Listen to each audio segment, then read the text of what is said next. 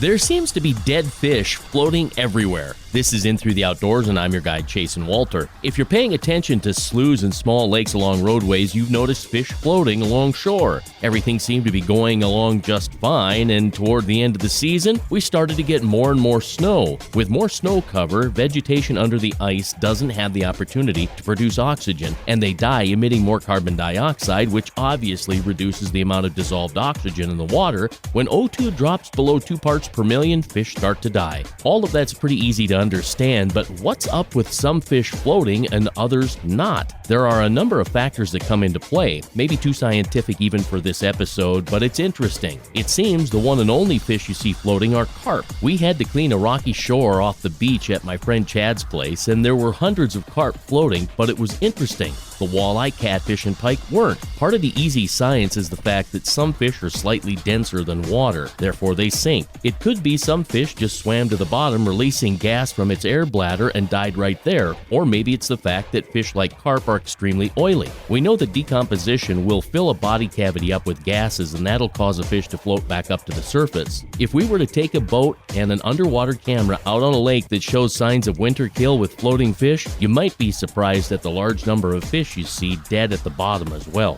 I'm Chasen Walter, and that's In Through the Outdoors. Find more at chasenwalter.com, and thanks for listening. The Kuyu outlet is the perfect place to score a deal on hunting gear you need. From camo to hunting clothes to high-tech equipment, find gear deals on all essentials online at chasenwalter.com, and you can save 20, 30, 40% or more right now.